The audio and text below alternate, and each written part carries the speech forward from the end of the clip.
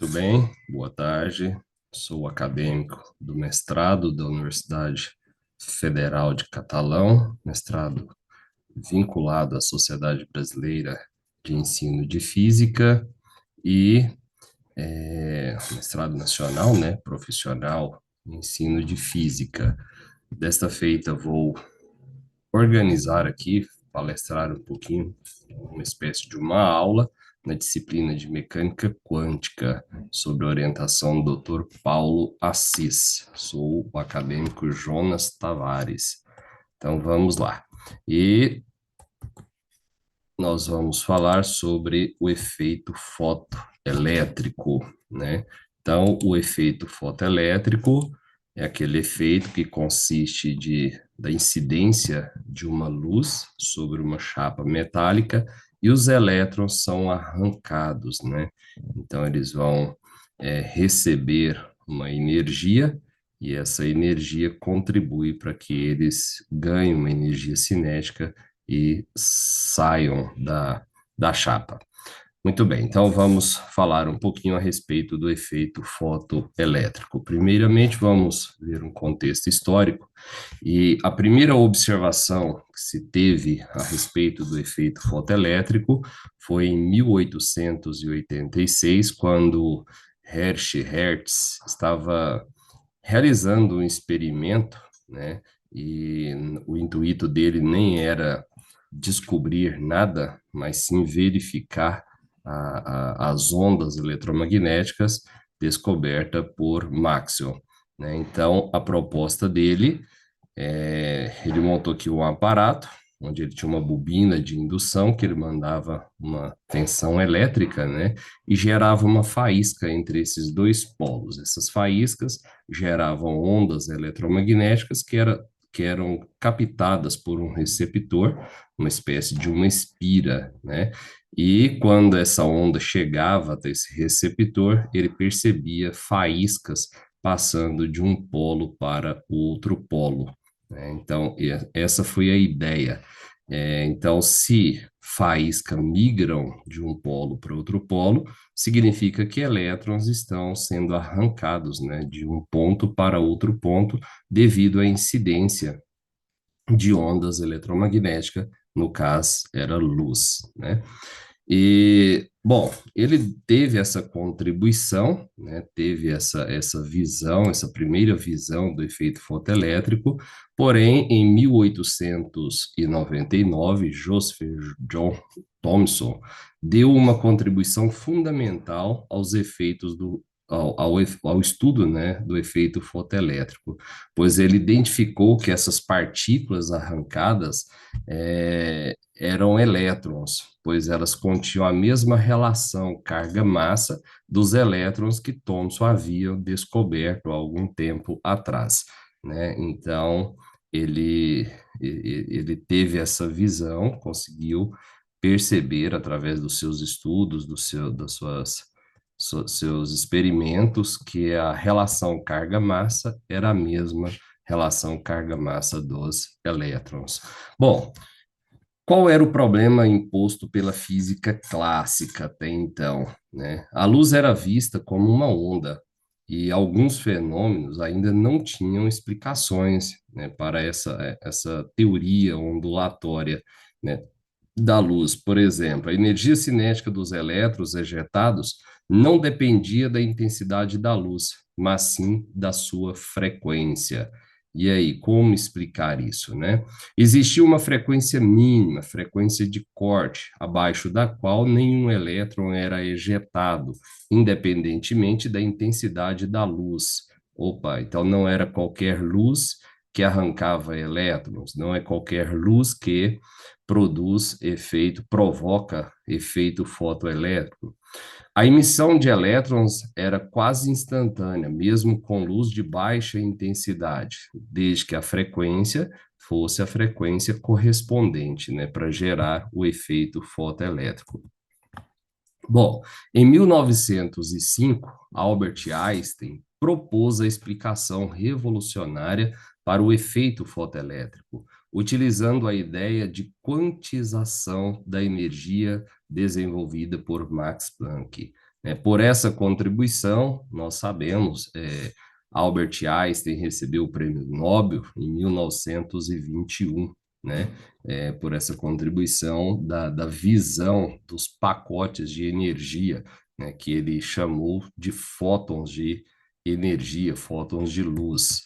É, os conceitos físicos nós podemos entender da seguinte forma. Então, a explicação de Einstein para o efeito fotoelétrico postula que a luz não se comporta apenas como uma onda, mas também como um fluxo de partículas discretas de energia chamadas fótons.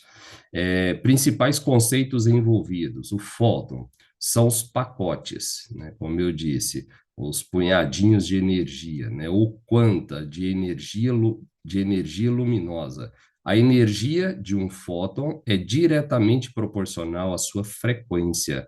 Então, não depende da intensidade, vai depender da frequência. Então, não é qualquer luz que vai gerar efeito fotoelétrico.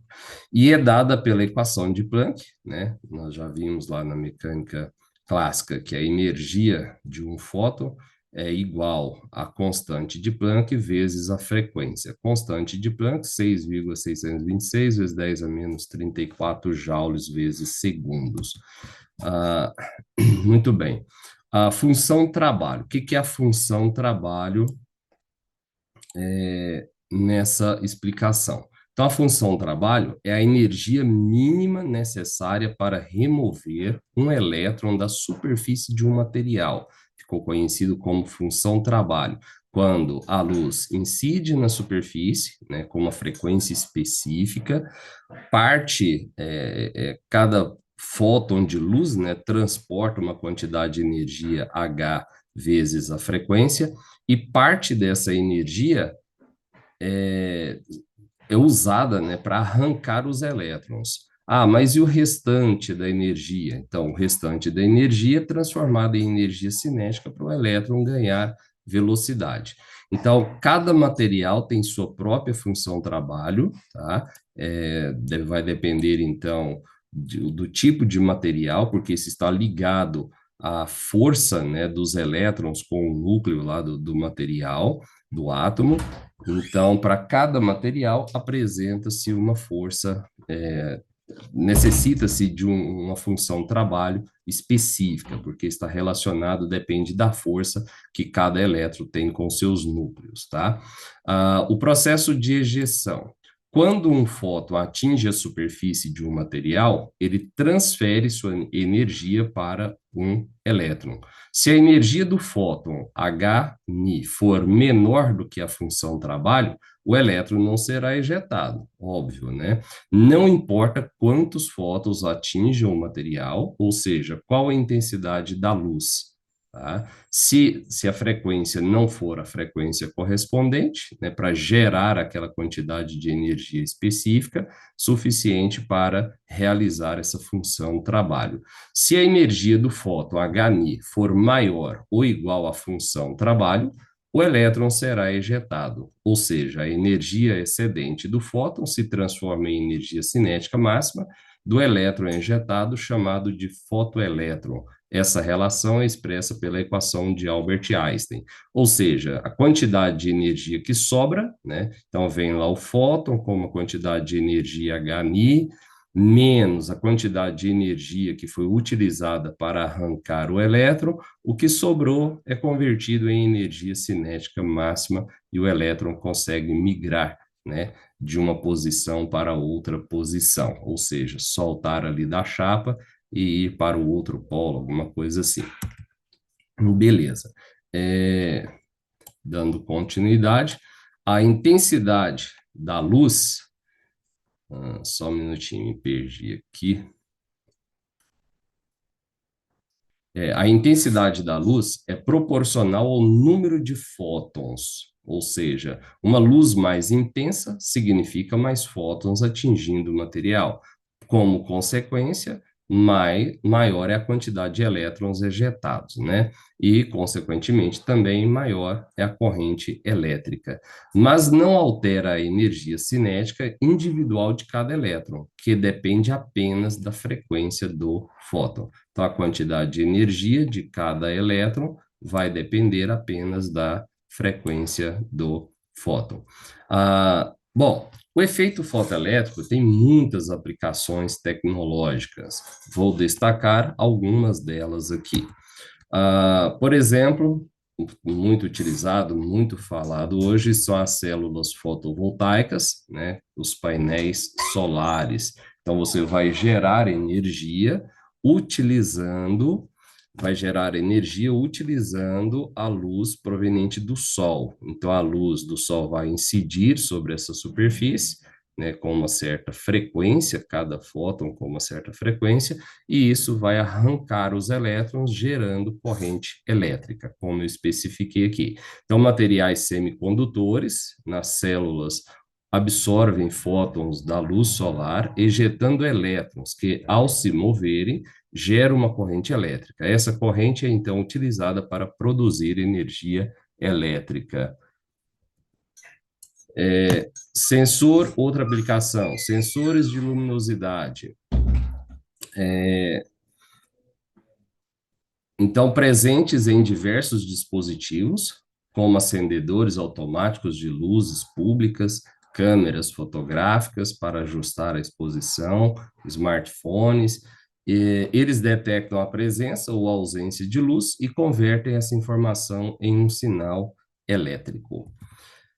Leitores de código de barra é outra aplicação de barras, né, muito utilizado também na comercialização de produtos, né, para identificar o valor, o preço. Então, tem um códigozinho ali e, quando vai passar no caixa, tem o leitor para fazer a leitura daquele código. Então, usam também efeito fotoelétrico para converter as variações de luz refletida do código em sinais elétricos que são decodificados.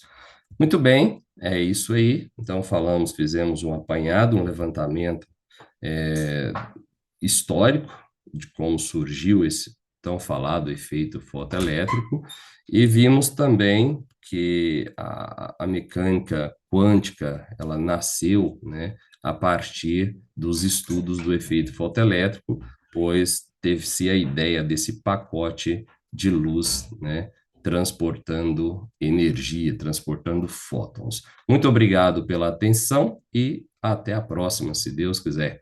Tchau, tchau.